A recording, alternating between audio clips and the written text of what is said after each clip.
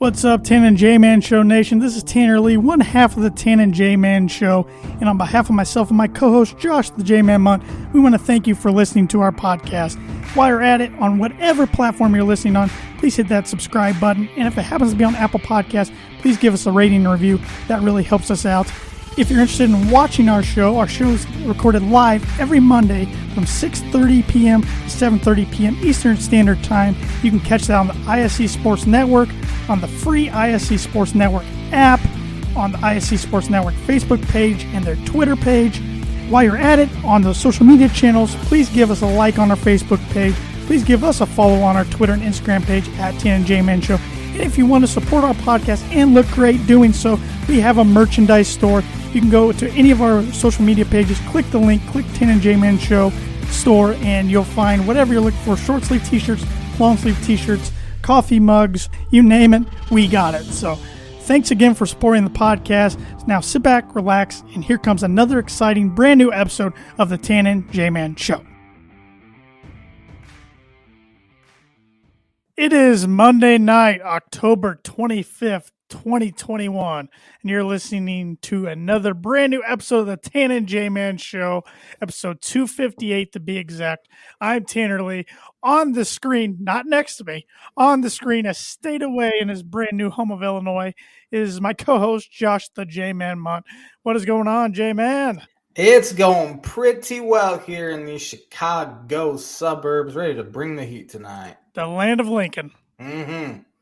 Who, what did you say about Lincoln one time on this podcast?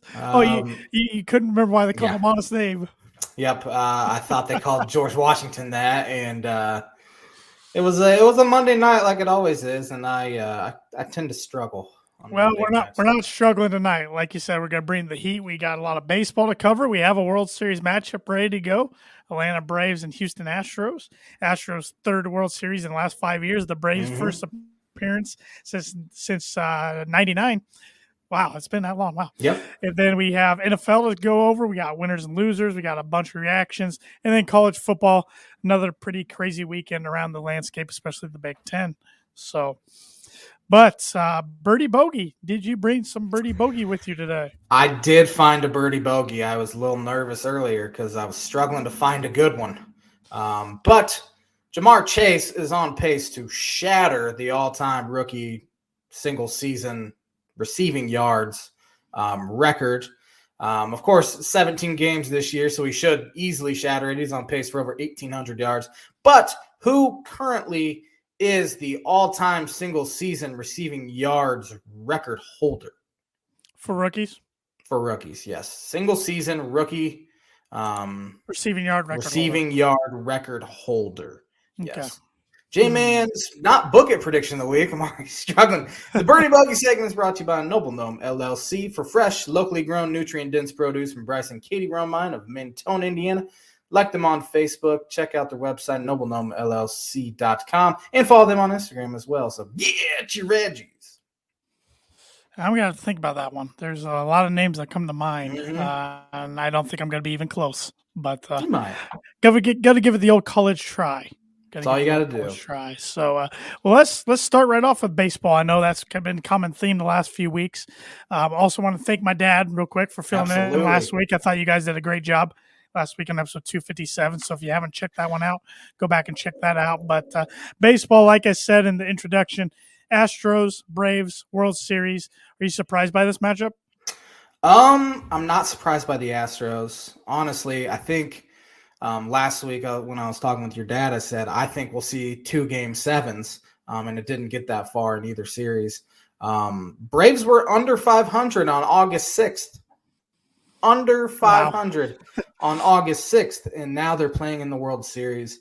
I mean, I spoke about it last week, but credit their general manager for having one of the greatest all-time trade deadlines I can remember, trading for guys that really weren't having great seasons like Jock Peterson, Eddie Rosario, Jorge Soler, trading for Adam Duvall to fill out their outfield that hadn't been that good, and their best player, Ronald Acuna Jr., had been injured as well. So just credit them for keeping the foot on the gas. Dodgers showed it's tough to repeat, and it's a lot tougher to do it in a full 162-game season where you're having to deal with pitcher injuries and pitcher suspension as well.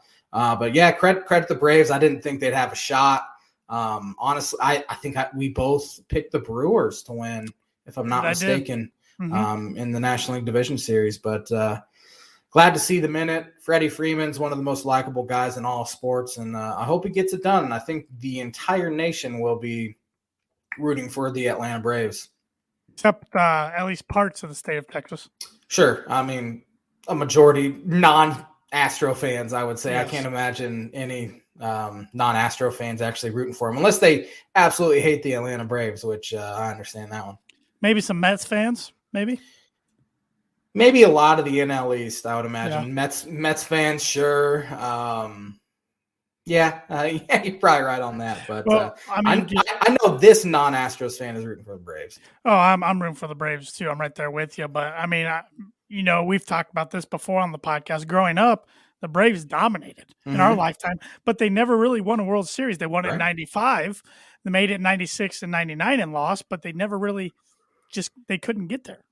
With that great pitching staff they had with Glavine and Maddox and Smoltz, and then they had Steve Avery and guys like Kevin Millwood and Mike Hampton, I think were on some of those teams as well. They just couldn't get it done. I mean, they had a Hall of Fame infielder in Chipper Jones. They had a guy who I think should be in the Hall of Fame and Andrew Jones playing in the outfield. But for whatever reason, I mean, we say it every year, but the postseason baseball is such a crapshoot. It is what it is, and I'm glad they finally got back. I know a lot of people don't like them for the tomahawk chop they do, which I'm glad they kind of phased that out. I was going to ask, do they even do that anymore? I haven't seen them do it. I'm sure somebody in the stands tries to start it every game. But I mean, they don't really they don't play the music anyway to prompt them to do it. But good for the Braves. Astros are rolling, though. It's going to be real difficult for Atlanta to get her done. Yeah. What's your prediction? Unfortunately, I'm going to have to take the Astros in 6. It's my prediction, too. as I said, I'm rooting for the Braves. You're rooting for the Braves. Yeah. But I just think the Astros offense will be way too much to handle for a pitching staff that has been pretty solid for a majority of the year. They have some bullpen issues, though, and that was evident in that Dodgers series. Luke Jackson had a fantastic regular season, but then he gives up that 3-run bomb to Bellinger to tie it in I think that was game 3. And then he struggled again. But I just the Astros are rolling. I just think they get it done. Yeah, I had a friend today bet me or text me, asked me if I wanted to bet on the World Series. He texted me randomly for different sporting events, and he said, "You name the money value and who you want to win, or you can pick who you think will win." So I took the Astros for $10. So that's probably smart. I still hope they don't win, even that sounds really stupid because I'll lose $10. But I do that all the time on DraftKings. I'll take a team like, I really don't want them to win, but I bet on them. So what do I do here? And I usually root for them to lose, especially if it's a team I hate. But before the playoffs started, I was talking with some coworkers at work, and I kept saying, nobody's talking about the Astros. Mm-hmm. Everybody's talking about the Rays or, even the Red Sox and the Yankees at the time. Not really the White Sox so much, but nobody was talking about the Astros. I'm like, just watch. They're going to be there again. Here we are. It seemed like that happened in 2017 as well. No one was talking about them whatsoever, and they got hot and ended up winning it. And it's kind of the same deal. I think most people thought they'd get past the White Sox, but then the Red Sox were a different story, and a lot of people weren't even picking the Red Sox to get there. And then the Astros end up. I mean, they got down 1-0, but did they run the table? No, it was 4-2, wasn't it? That's right, because it went back to Houston. Yeah, because there was one game the Red Sox put up 9 runs on them pretty quick. Yeah, Red Sox were up, I think, 2-1. Yeah. And Astros then ran the table. But yeah, Astros are rolling. They will be without Lance McCullers, probably their best starting pitcher, but their bullpen's been fantastic. Offense is just scoring 8 runs a game, and it's tough to beat anyone when they're scoring 8 runs a game. Yeah. That's the truth. So any more on the World Series or baseball in general? It was announced that the winter meetings in December have been canceled in preparation for a work stoppage, which I think will have a work stoppage. They were predicting December 2nd. The owners will essentially lock out. And they think it'll last about a month, and then with a transaction freeze, and then starting in January, they think they'll see a frenzy of moves being made once that ends. The only good thing with COVID actually for baseball is after COVID or before COVID, we were looking, there's definitely going to be a strike and we might not even play a full season, but they lost so much money, both the owners and players in 2020, that I think they'll both be very motivated to get a deal done and play baseball starting right when it's supposed to start next year. I saw somebody tweet today, this is a little off topic, but it's got to do with Atlanta. And I was like, oh, I didn't even think about that. Remember, the MLB moved the All-Star game out of Atlanta to Colorado, and now it's got the biggest event in baseball, the World Series. Yep.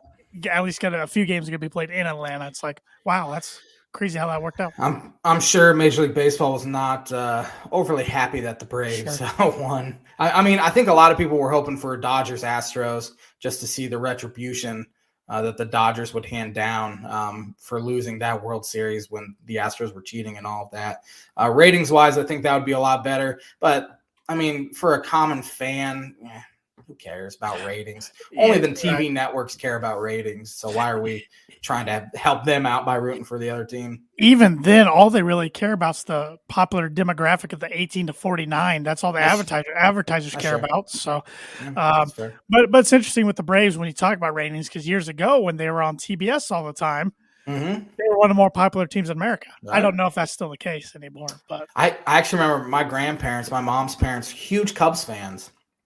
But they started liking the Braves because they were on TBS all the time. And when the Cubs refused to give Greg Maddux a contract extension. So I know people that have become Braves fans that don't live in that area just because of TBS. Now that's no longer the case. It's honestly, they were a lot like the Cubs with WGN. They were playing all over the country. And so it's kind of the same, but we don't see that same quite big a following with the Atlanta Braves. Right. Well, I know a big Brave fan and I know a big Astro fan, so somebody knows is going to be happy after this series. So. Sure. Honestly, if my team's not in, I wish everyone was as miserable as I am. So kind of rooting against both of them. Wouldn't expect anything less, Jay. Nope. What do you want to talk about next? You want to go right into college football? We had a really big Big Ten upset over the week with Illinois. Are they your Illini again now? No, not yet. But huge win for them, playing a college football record 9 overtime game. As you see a fly hovering around him, trying to swat it away. I've forgotten about the 2-point conversion rule. Hate it. It started going on. It is the worst rule ever. It makes the games go so much longer, and I think they were trying to shorten them up a bit. But it's a lot tougher to convert a 2-point conversion than it is trying to sustain a 25-yard drive. And I wish they would have just kept it where it was. Now, of course, Illinois is the most feeble offensive team in college football, arguably, because their quarterback play is so horrendous. I think they net 1 passing yard. Is that correct? I didn't see anything about that. I think that's what I read on Twitter. Now they ran for 350 or something like that. They have a great rushing attack. Their quarterbacks are so bad, but credit their defense for going in there. And I thought they were going to get whooped. Their defense has been pretty solid the past 4 or 5 weeks, which has not been the case for years now. But that was a huge upset, 23.5 point spread to start. Yeah, I remember recalling you saying on last week's episode, I don't think that spread's big enough. I didn't. I don't think many people thought it was big enough. But somehow Illinois got it done. That's a huge momentum win for them. And honestly, you look, the 2 games they lost that they could have easily won were Maryland and Purdue. They could easily be 5-3 right now. But of course, That's not how it works. Yep. And what a bad loss for James Franklin. I mean, his team's got 2 losses now, and he's still got to play Ohio State this week. Yeah, Michigan coming up in a couple weeks. I think he's done at Penn State. I think this is last year. I do too, whether he leaves for another school or they just fire him and try somebody different. Yep. That was a terrible loss for him. Was he coming off a bye as well? I think he was coming off a bye. Yeah, right after Iowa. Yep. Yeah, coming off a bye. He had 2 weeks to prepare for a horrendous Illinois squad. Of course, Illinois was coming off a bye as well, I believe. But you can't lose that one, especially with Ohio State looming. I'm sure they were kind of overlooking it a little bit, but good coaches get their team to be ready for everyone. That's football, and especially college football. It's a week-to-week game. You got to bring it every week. Absolutely. Regardless of who you're playing, regardless of where you're playing, you have to bring it or you're going to be upset like that. I've been saying for a while, I think USC and him are a match made in heaven, but we'll see. USC might go in a different direction. And like you said, Penn State might fire Franklin, because I know going into this year, a lot of their fans were kind of unhappy with them, and this was a big year for them. And I don't know, maybe they'll pull off some upsets and get right back in the mix, but well, they have to start this week. Man, this fly, I feel like Mike Pence over here. This fly is getting so bad. I could hear it on the microphone when it just buzzed past your head there. Yeah, I'm going to blame my dog for letting the flies in because he has to go outside. But, I mean, Sean Clifford going down at Iowa could have completely changed their season. Yep, and that stuff seems to happen every year in the Big Ten somewhere. But that was a big one. Other things around the Big Ten, my Boilermakers get ranked for 1 week, first time since 2007, and then can't get it done in a big game. I've seen that many times. Same old Wisconsin against Purdue, 15 straight games. It's just Purdue's line just got absolutely dominated. Yeah, Jim Leonard is a great defensive coordinator, and he'll be a top candidate for a lot of head coaching jobs this offseason. And, Aiden O'Connell did not play as well as he did at Iowa. Nope, the whole offense, 5 turnovers. Can't do that against a team like Wisconsin. Expect to win. Absolutely not, yeah.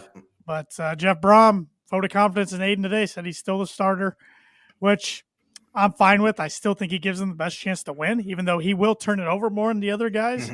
He gives them their best chance at big chunk plays, big pass plays down the field. But the O-line, they went off their best performance against Iowa this season to arguably their worst performance of the year against Wisconsin. How many rushing yards did Purdue end up with? Was it negative? It was negative 38 or something like that?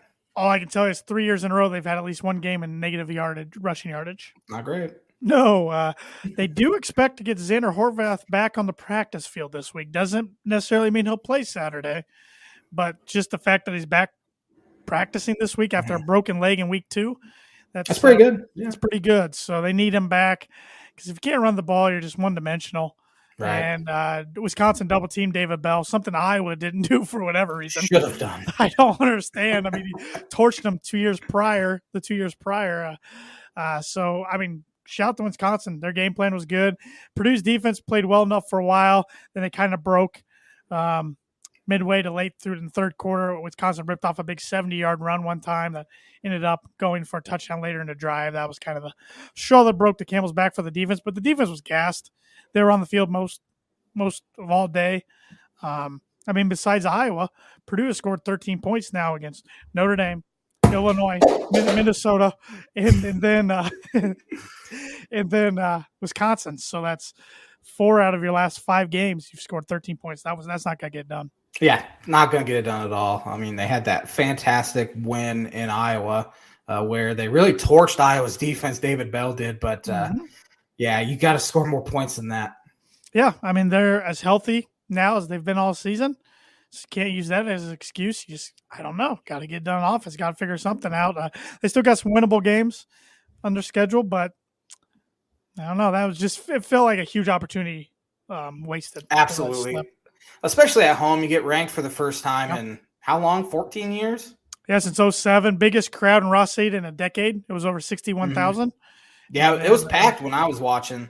Yeah, against a team that had really struggled scoring as well. And their quarterback didn't even have to do anything.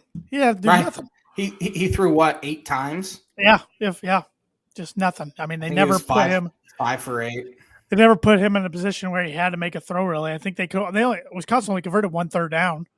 Really? Yeah. So disappointing, but back on the horse this week at Nebraska, who they're coming off a bye. They've been playing better though. Minnesota waxed Northwestern. Ohio State absolutely killed Indiana. Good job, ABC, putting that one at prime time. I'm sure that was set before that. But I was going to say, was it set early? Well, usually they set them 2 weeks in advance. The TV times. Yeah, they should have known then. Well, it's Ohio State. They draw big, so That's fair. I mean, and it was a packed stadium the other night.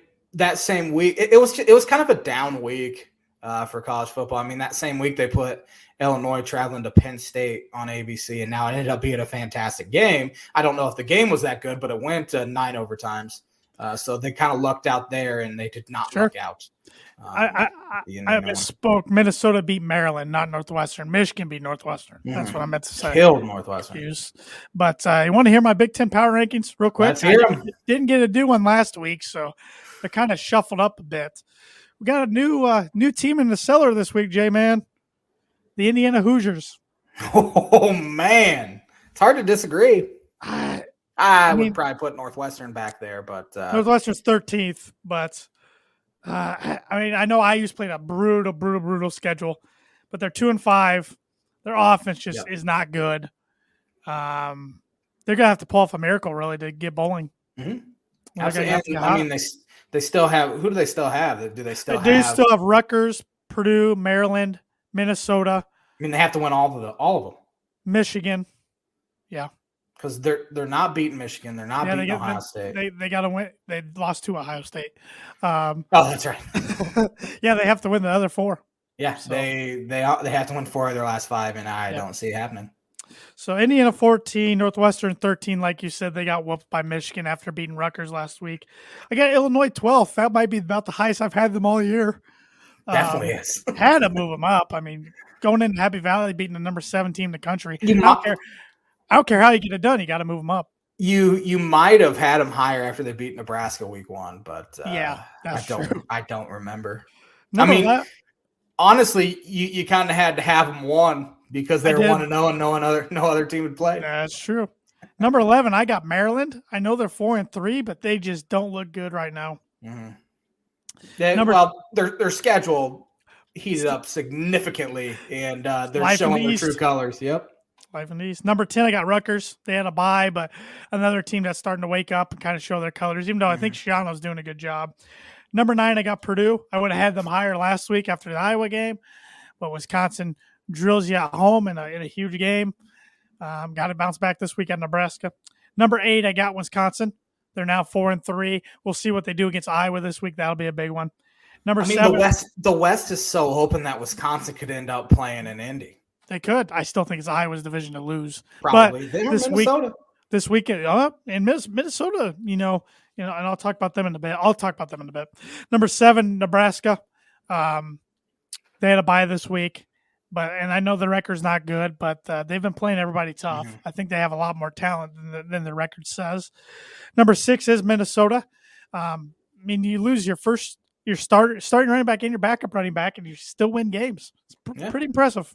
Yeah, we hate old Flexter, but he's getting her done. He is, unfortunately. Number 5, Penn State. I wanted to drop him farther than this, but should have dropped him to 12th after that one.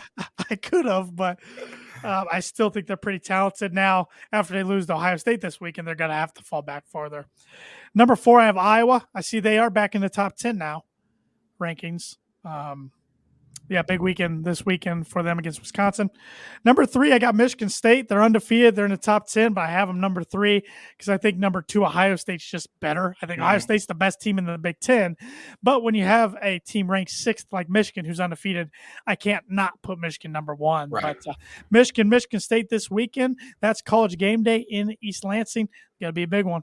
I can tell you I'm excited for that one because, I think we can agree that Michigan State is for real. Yes. But if they go and win against Michigan, I think that would cement them as being probably the second best team in the Big Ten. Yeah, we can really start talking about them as a serious playoff contender. Absolutely. Yeah, absolutely. Kenneth Walker III is getting Heisman buzz right now. Yes, I saw he had like the 6th best odds at the current junction. I think he and Stroud are the only 2 in the Big Ten getting mentioned. So, yep. Confidence picks around the Big Ten, starting in Wisconsin, Iowa at Wisconsin. I have Wisconsin for 4. Wow. Low-scoring game. Believe it or not, I somehow trust Graham Mertz more than I do Petrus. Yep. both quarterbacks are pretty bad. I trust Wisconsin's offense more, which is shocking because their offense is terrible. Both really good defensive squads, but I just think playing at home gives them the extra edge. It is a tough environment, but Iowa's going to be mad coming off an upset of Purdue 2 weeks ago. They had the bye week to prepare for Wisconsin. I have Iowa for 3. But the more I think about the winner of this game, I think we'll win the West. Agreed. Yeah, I agree. Indiana at Maryland. This was a tough one to pick because both teams are going in the exact same direction, which is downward. Would not surprise me to see Indiana go in there and win, but I just think Maryland's going to score too much, and I have Maryland for 3 confidence points. I have Maryland for 5. I don't like that I put that many confidence points on it, but this was a tough week for confidence points, maybe the toughest we've had in quite a while. But I agree with your analysis there. I think Maryland's going to score too much for the Hoosiers. And I don't know what they're going to do with quarterback. Yeah. It's a question mark right now. Yeah. So, Rutgers at Illinois. This one became more interesting. This is absolutely a coin flip game, as coin flip as you can get. Last I checked, Illinois was 2-point favorites, which they always give 2 points to the home team. I honestly don't know who's going to win this one, but I picked Illinois for 1. I think they'll be able to run all over Rutgers ball control because they definitely can't throw, so they can't get in some sort of shootout. But I think Illinois' defense will keep it close enough, and they somehow squeak out a win. I think if Rutgers wants to go bowling, they have to have this game. Have to. But I picked the Illini for 1 as well. I just think they'll be coming high off the win, of course, against Penn State. I saw Bielema and the team showed up at halftime, or maybe it was just during a stoppage of play during Illinois' men's basketball exhibition game. So you got to think that win's going to get a few more people in Memorial Stadium. Yeah, I mean, Illinois gets it done. Yeah, Illinois fans are so hungry for a winner in football. Any sort of success, I think we'll see more people show up. Now, with it being them playing Rutgers, I'm not sure. But, I mean, they see a winnable game, and they'll want to show up. Yep. Michigan at Michigan State. Like we mentioned, college game day. There's only a handful of teams still undefeated around the nation. These are 2 of them. This is a tough one as well. Do you know the spread on this one? Let me check. Both these teams they're good defense. Don't get me wrong, but they're even better on offense. Michigan struggled offensively really all throughout Harbaugh's tenure, but this year they've been running the ball all over the place. Don't trust their quarterback as much as I trust Michigan State's. However, I think Michigan goes in there and wins.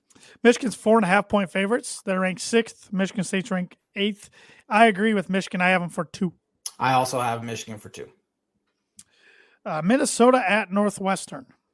Northwestern's bad, real bad. This is the worst team they've had in years. Even that team that went 3-9 a few years ago, I think would wipe the floor with this Northwestern team. I have Minnesota for 6. I have Minnesota for 6 as well. This will get Fleck and company bowl eligible. And I know earlier I said the winner of Iowa, Wisconsin wins the West. I am standing by that, but you got to look at Minnesota. They win this game, they'd be 6-2. They're right in the thick of things. It would be so Minnesota to lose this one, though. That's right. Like you said last week against Maryland, it kind of felt – I think we're both waiting for the shoe to fall for Minnesota in one of these games that they're supposed to win. Yep. Purdue at Nebraska. Nebraska's a 7.5-point favorite. Yeah, I think Purdue will really struggle in this one. I think Nebraska's played pretty well. They haven't won. I mean, they're 3-5. But as you said, and it reflected in your power rankings, we think they're a lot better than their record actually shows. I think it'll be real tough for for Purdue to go into Nebraska, get a win here. So I have Nebraska for 5. I have Nebraska for 4. Unfortunately, I agree with you. Nebraska's coming off a bye week. Purdue didn't win there last time they played, but that was back in 2018. It's been a couple of years because they played them at home 2 straight years because the COVID schedule was real weird last year. So we'll see.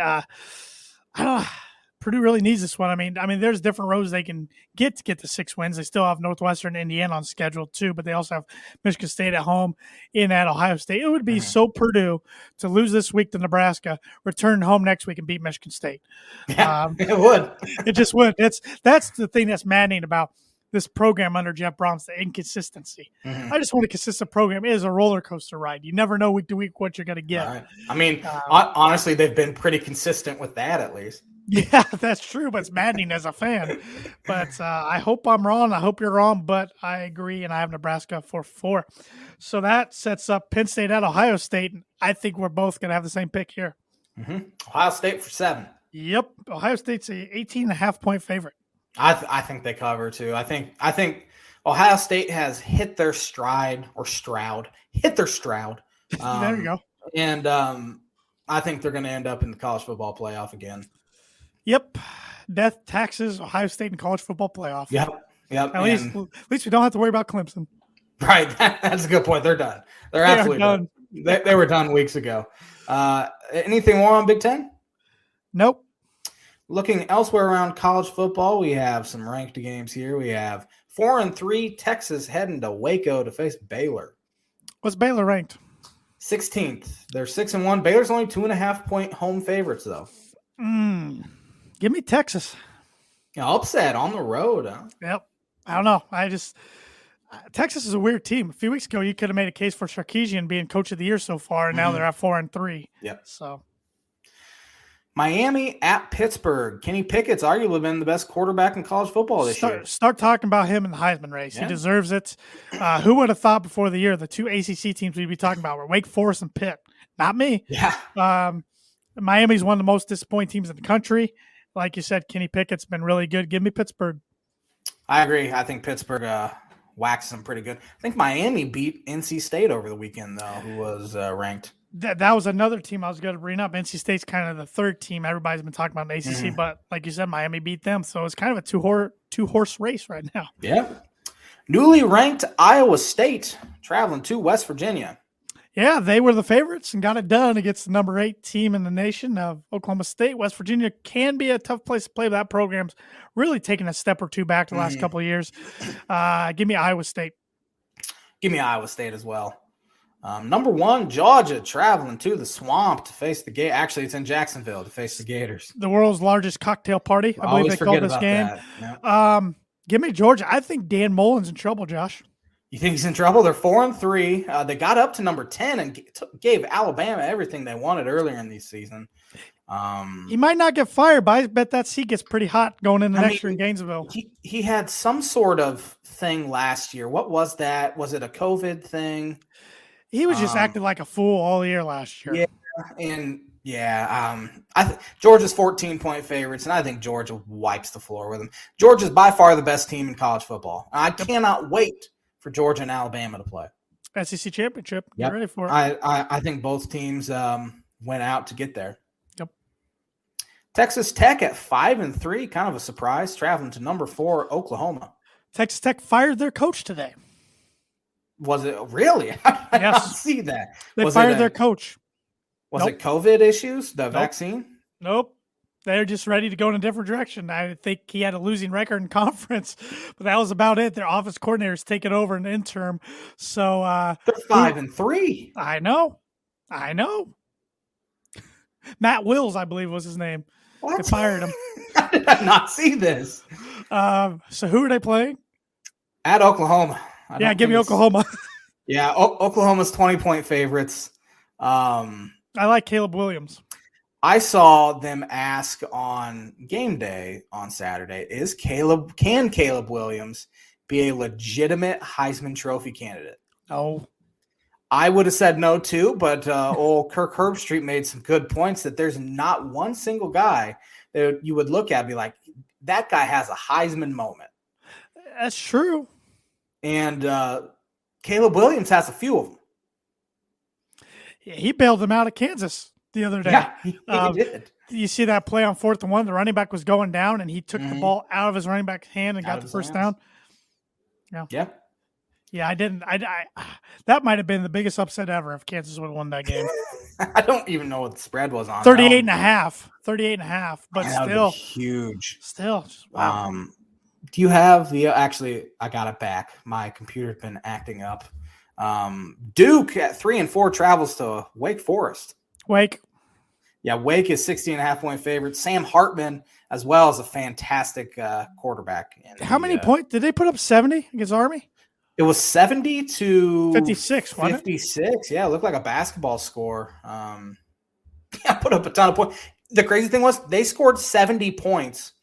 They only had 17 minutes time of possession. Jeez. They had set the ball for 17 minutes and scored 70 points. This is a fantastic matchup here. Ole Miss, number 10, traveling to Auburn to face the Tigers. Man, Lane Kiffin seems fun to watch. Matt Corral, I believe is how you pronounce the last name, not Carroll. I think it's Corral. He's another one they're talking about for the Heisman. Yeah. Give me the Rebels. Auburn's 2.5-point favorites. I agree with you. I think Lane Kiffin has that program rolling, and he'll get he might want to stay at Ole Miss, but wouldn't surprise me if LSU comes a calling. USC's not going to do it again. No, yeah, that ship sailed. Although now I think he's ready for a job like USC. What if not back then? What if Franklin leaves or gets fired? How about Penn State? I think Penn State would be intriguing for him. It's a better job than Ole Miss, but man, the lure of the SEC would be tough to leave. Right. This is an interesting matchup here. Number 12, Kentucky, traveling to Starkville, Mississippi to face Mississippi State. Mike Leach is the most entertaining interview in sports. He's fun. Talking about his Halloween candy, his favorites the other day. That was pretty good.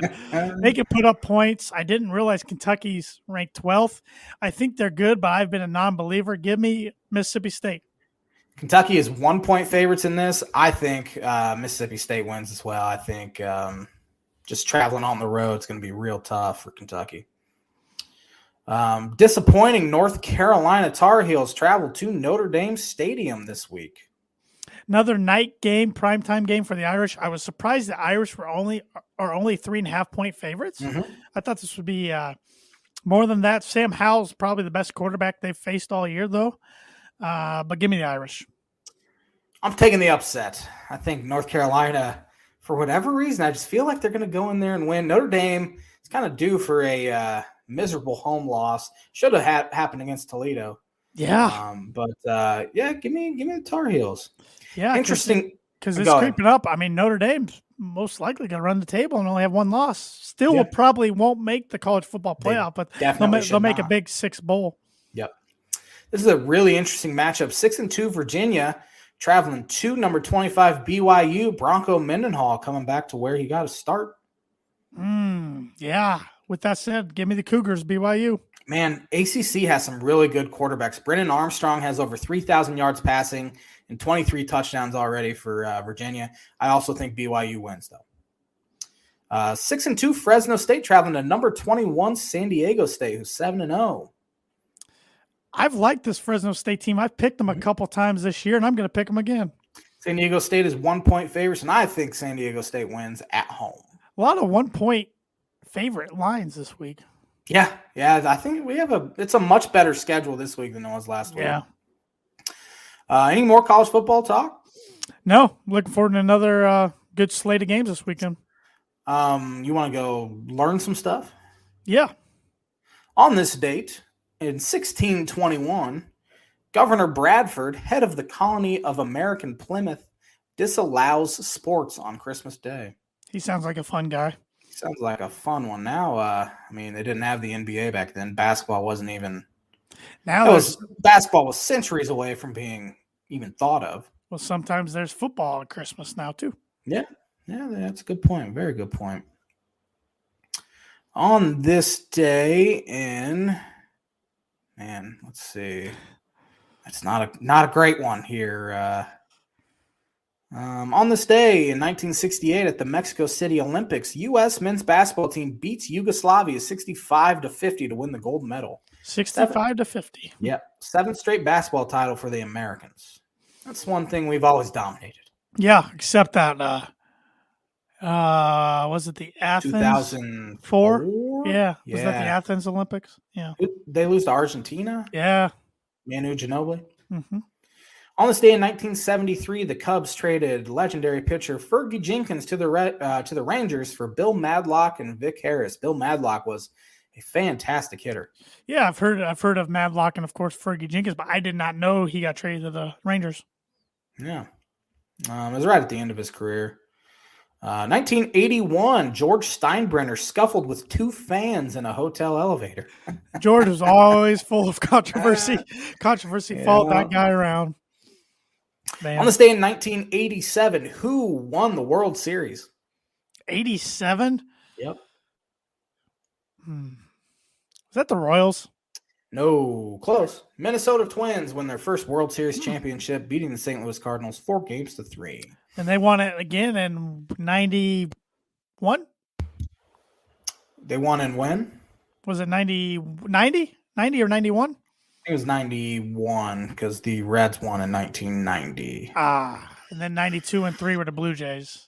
Yes. Yeah. The 94 was a strike. 95. Okay, I'm gonna stop. We could go on. You want me to just list them all off from? No, I know you could. Yeah. I can get back to about 84, and that's when I start to get the little fuzzy. Little fuzzy.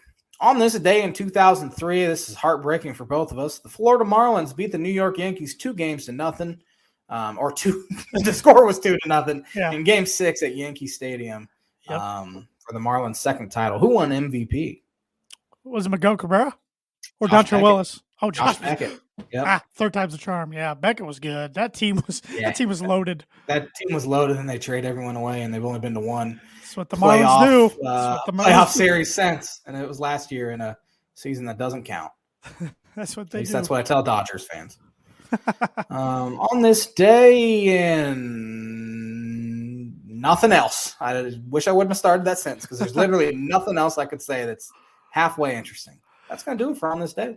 Well, the On This Day segment is brought to you by, like it is every week, Proforma Print House. If you're looking for a trustworthy, dependable resource for next trade show, company picnic, or sales meeting, Proforma Print House has over 50 years combined experience in promotional products and commercial print. They strive for fast and efficient response to all your print needs. You need to look no further. Let them be your one-source print and promotional company today by giving them a call at 574-210-3815. Who's this episode brought to us by? I dropped my phone on the ground, and I don't want to bend down to pick it up. All right. So we got two sponsors that's brought to you by, like it is every week. One of those is The Damn Landing. Whether you want an epic burger, hand-tossed pizza, hand-breaded tenderloin, seafood, craft beer, or a handcrafted cocktail, The Damn Landing is the place to be. Did you see over the weekend, J-Man, the barbecue was back? Yeah, the weekend I moved. They had a barbecue pop-up with beef brisket, my favorites, all sorts of just barbecue goodness. It looked like some rib tips, some mac and cheese, some baked beans. So disappointed. Gives you a reason to come back in the near future. That's right. But they did sell out of it Friday. I'm not sure about Saturday. Yeah. I'm guessing that'll be featured again in the upcoming weekend, so be on the lookout for that. And you can wash that down with one of their 16 beers on tap, including a constant rotation of today's best microbrews and domestic flavors, or a handcrafted cocktail made using fresh ingredients. You can, of course, take in the fantastic views of Lake Manitou on their beer garden or outdoor bar area, even though it's getting a little chilly for that. The Damn Landing is the place to be, located at 1305 Ewing Road in Rochester. And this episode of the Tan and J-Man Show is also brought to you by Circle 15 Golf. Circle 15 Golf is a brand focused on bringing tour quality products and experience to the everyday golfer like the J-Man and myself. It's built on 25 years of tour experience, featuring this Genesis glove, the most durable and comfortable glove available, in the patented Glove Hub, the first and only glove humidor on the market. Find those products and more at circle15golf.com. They've been having a bunch of deals, a bunch of bundles going on. So get on circle15golf.com. It's not too early to do some holiday shopping, so get that golfer in your life. A special gift from Circle 15 Golf. I think now is the time to start the holiday shopping, or you're in danger of stuff not getting in now that people buy a bunch of stuff online.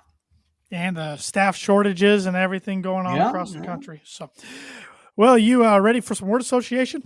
Let's hear it. I kind of forgot about word association. I'm excited. Halloween's coming up Sunday. So for everybody trick-or-treating out there, be safe this weekend. Get some good candy. Don't eat it all at once. So I got some scary athletes for you, J-Man. All right. Mike Tyson. Who? Mike Tyson. Mike Tyson. Sorry, broke up a little bit. Face tattoo. That's all I got. The hangover? The hangover, yep. Dick Buckus. Oh, man. He was in a Illini, right? Yeah, I think so. Was he Illini or Penn State? No, he was in Illini. Him and Ray Nitschke. All right. Lawrence Taylor. Man, Joe Theismann's leg. Yeah, not that was good. A bad one. Don't go watch that if you Do haven't. not YouTube that video. It's rough. Randy Johnson. Man, photographer. A little push when he got in New York. Yep. A lot of people would. This guy, it was an athlete. He was an All-American wrestler in college. Then he made a name in the WWE, but then went and was a UFC champion. Brock Lesnar. Oh man, monstrous. He Would really not is. want to make eye contact with him just in case. He was feeling bad that day. Yeah, don't think he's the most nice guy either. So No. I would just stay away. Bill Romanowski. He was notorious for spitting, wasn't he, in people's face? Spit on a guy's face. I think he hurt one of his teammates' neck by punching him in the face when he was on the Raiders. Yeah, he was dirty. He was a roided up loose cannon. Mm-hmm. Jack Lambert. Man, Jack Lambert, man, just ferocious. No teeth, pretty much. No, yeah, the missing middle teeth. I couldn't remember if that was him or Nishiki that did that. Yeah. But that's as scary of a photo as you're gonna get. 3 more here. Ray Lewis. I don't want to say what I want to say, but the dance. It's a good one. Dennis Rodman. The worm. Is it what wasn't that his nickname? Worm? Yep. I thought. Ron Artest. Malice at the Palace. Yep. It's a fantastic Netflix documentary. Go check that out. Yes, it is. Yes, it is. And the word association segment is brought to you by Rhett Lee, attorney at law. Rhett Lee and the law office of Andrew Aki, LLC, are located at 206 4th Street in Logansport, Indiana. Rhett provides legal services to the people of North Central Indiana and practices criminal defense, family law, and personal injury. If you need a lawyer who cares about your results and will fight for you, call Rhett today to schedule a free consultation at 574-722-2221. 3 winners in the NFL yesterday or Thursday. My one winner, my main winner of the 3, the Cincinnati Bengals. They're mine as well. Man, they are leading the AFC North right now. They'd be the 1 seed in the AFC right now. Who would have thunk it? They are for real. Joe Burrow is going to end up winning himself an MVP one of these days. Defense is playing great. They scored 41 points against a great Baltimore Ravens defense. Fantastic team. Jamar Chase, as I said, has been arguably the best receiver in the NFL, not named Cooper Kupp so far.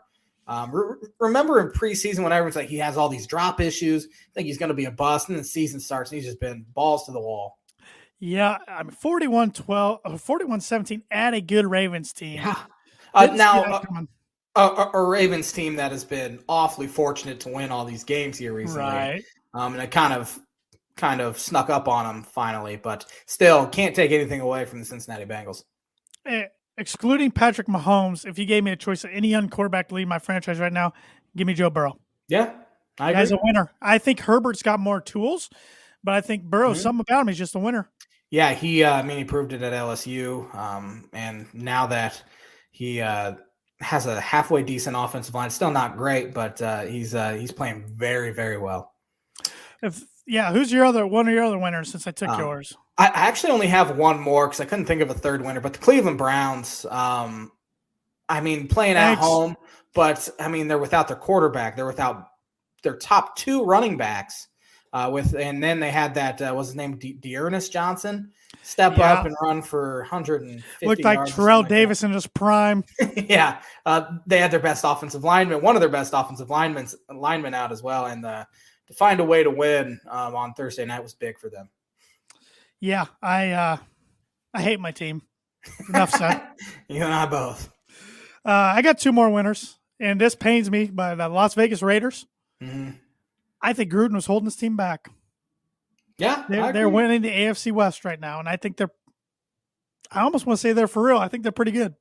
Yeah, I think they're pretty dang good as well.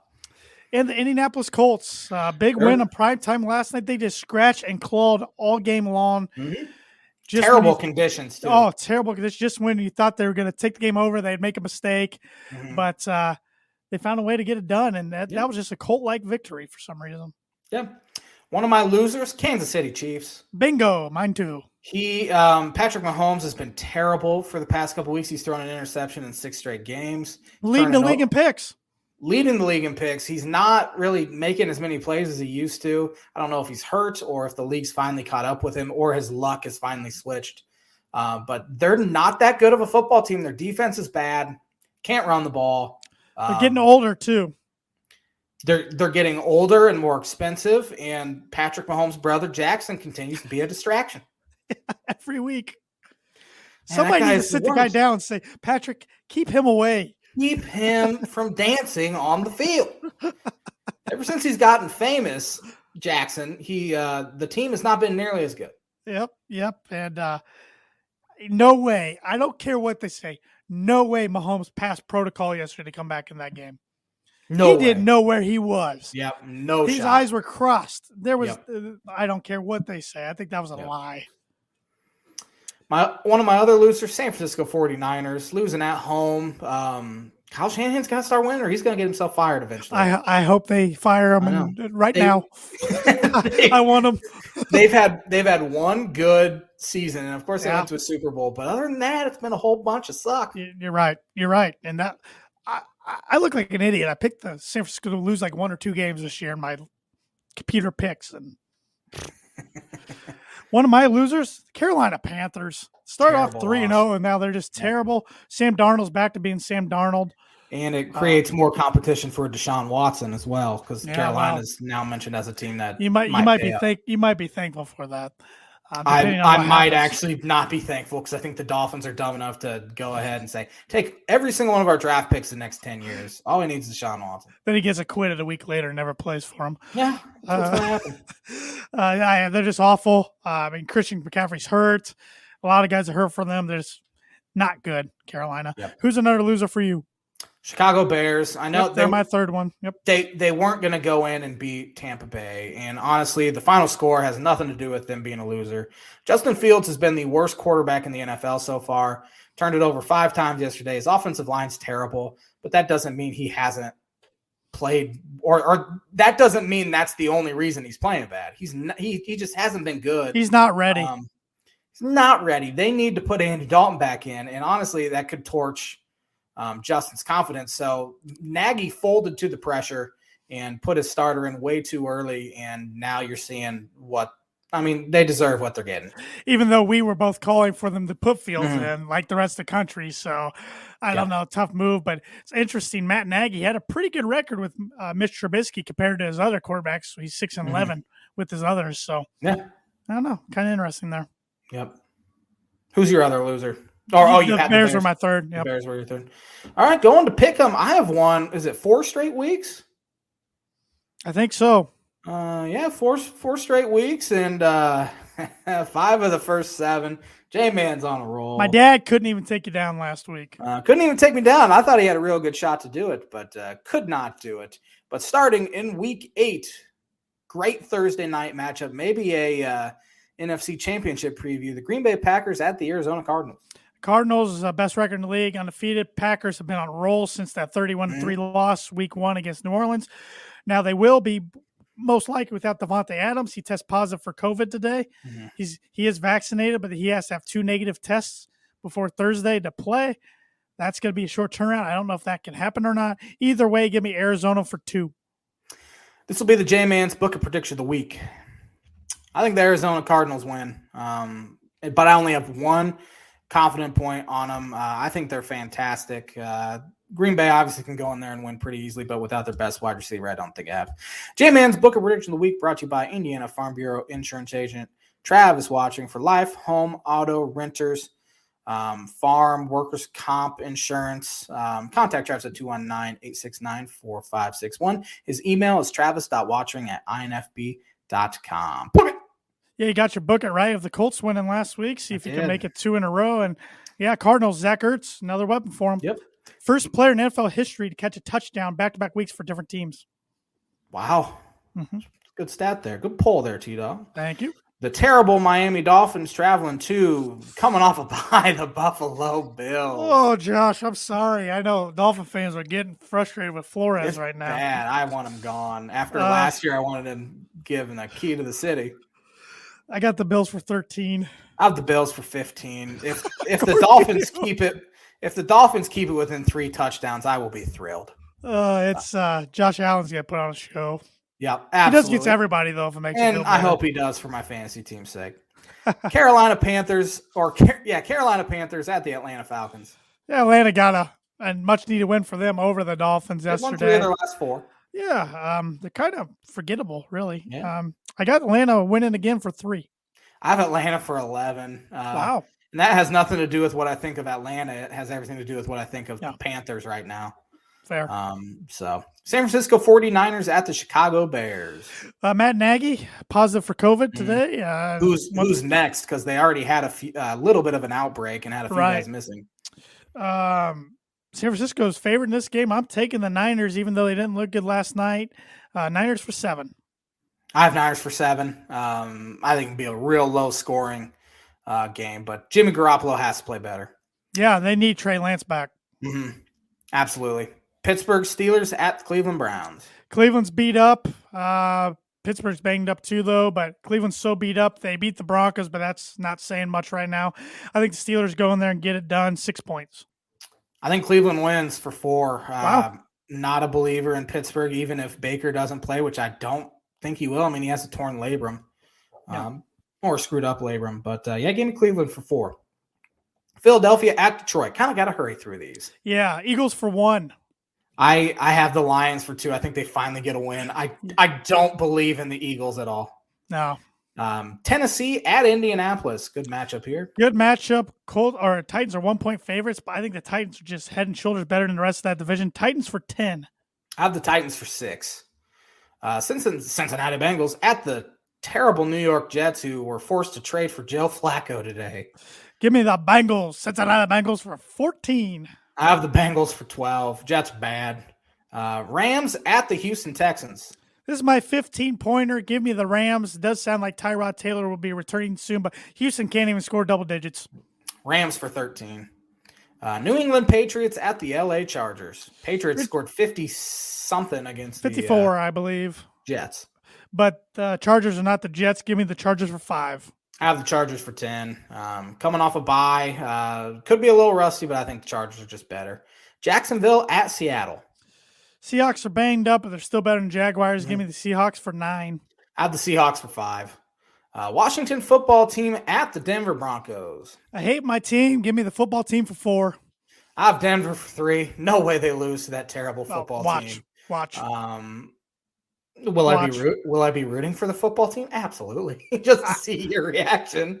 But give me Denver for 3. I don't know if they'll win another game all year. That's where I am right now. Pretty confident. Actually, the Dolphins' schedule's pretty dang easy coming up, but still, I wouldn't put it past them to lose another, to lose out. Tampa Bay at New Orleans.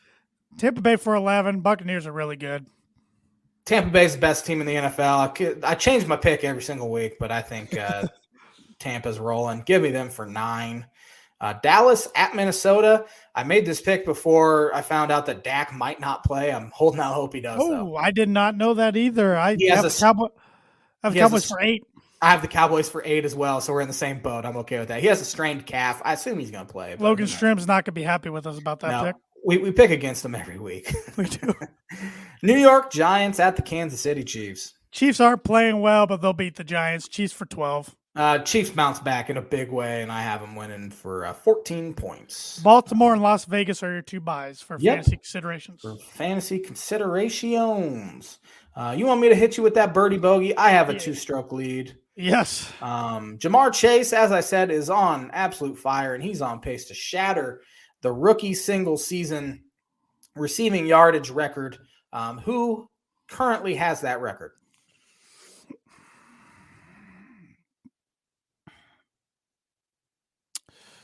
Oh.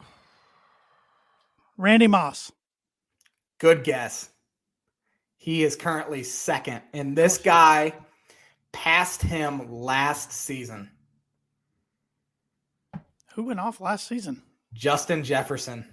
I wouldn't have guessed him. Tore up last season, and he passed him. I think he ended up with about 40 or more yards than Randy did, but that was a fantastic guess. Freaking Vikings. I almost feel like giving you half a just half a stroke, but I'm not. Nope. That's not part of the game. So I'll have to give you a toughie next week. Yep, which I'm sure you will. I'm sure you will. Yep. Wrap us up, J-Man. Thanks for watching the Tan and J-Man Show live on the ISC Sports Network. We'll be back at it next Monday. Go get yourself some merch. Tanner's wearing a sweatshirt right there. I'm going to break mine out here in the next few weeks. Have a great week, everybody. We'll be back at it next Monday with another episode of the Tan and J-Man Show. See you later.